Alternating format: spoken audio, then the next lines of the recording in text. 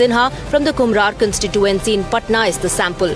KC Sinha has written over 70 books. His books are part of the school curriculum across 30 states.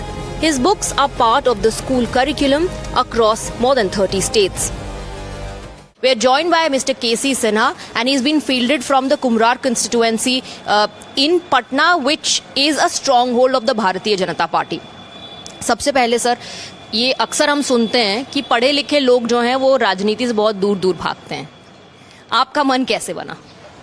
नहीं, पढ़े लिखे लोगों को भी आना चाहिए, इसलिए कि समाज के हर वर्ग का प्रतिनिधित्व होना चाहिए, क्योंकि पढ़े लिखे लोग जो हैं वो वही शिक्षा के क्षेत्र में क्या किया जा सकता है इसके बारे में ज़्यादा उनको जानकारी है.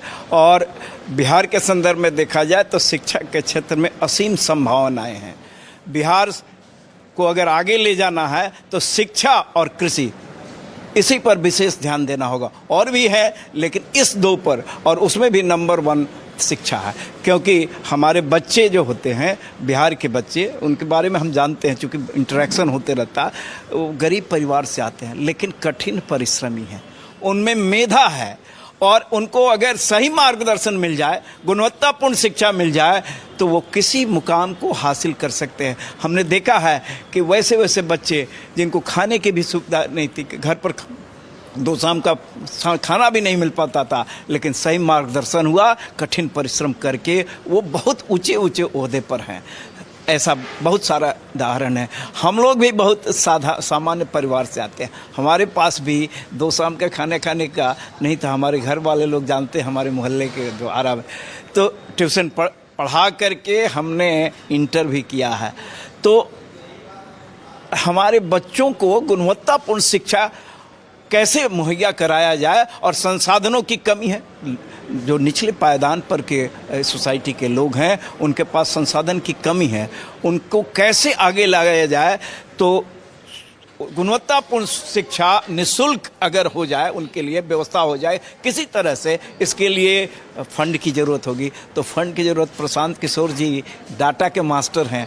आप नंबर के मास्टर हैं. आप नंबर के मास्टर हैं, वो डेटा के मास्टर है. डेडली कॉम्बिनेशन है. दोनों अगर कहें, दोनों कंबाइन कर जाए तो निश्चित रूप से रेजोनेंस जिसको कहते हैं, बहुत अच्छा हो सकता है, और ये हम लोग करेंगे. लेकिन देखिए, जो पॉलिटिकल नंबर गेम होता है वो थोड़ा सा अलग होता है. परसेप्शन पॉलिटिकल नंबर गेम में समीकरण को बनाने की होती है. आप किस समीकरण पर इस वक्त ध्यान दिए हुए हैं? यहाँ समीकरण एक ही है कि हमारे यहाँ के जो निचले पायदान पर के लोग हैं, वंचित क्लास के लोग जो हैं, उनको कैसे ऊपर लाया जाए, उनके लिए कैसे व्यवस्था की जाए.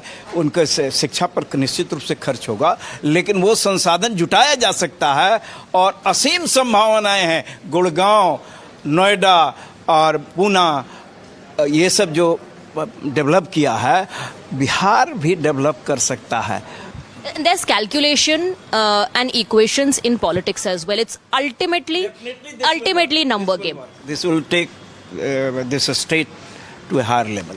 No, the point that I was getting to was, because we're talking about equations, do you think your party would be able to breach that caste barrier and get people to focus on the other issues? Because आप जानते हैं कि rural area की अपनी कठिनाई होती है, अपने समीकरण होते हैं. कई बार केवल जो नेता का नाम या सरनेम है उस पर वोट पड़ जाता है.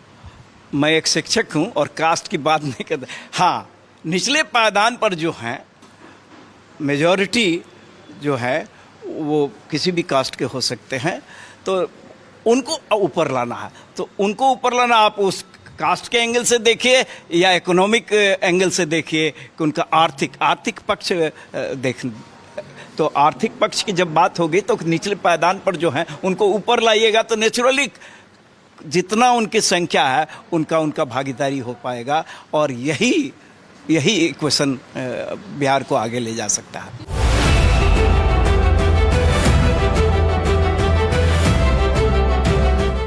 It's a battle of narratives in Bihar on ground at the moment. Prashant Kishore says, मैं सबके vote काटूंगा.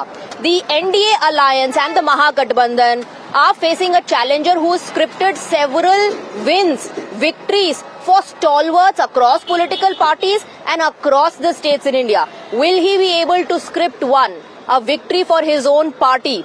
We'll find out. That's all we could pack for you in this edition, in today's episode of Election Yatra. We'll see you tomorrow, same time. The Election Yatra Bihar edition continues only on Times Now.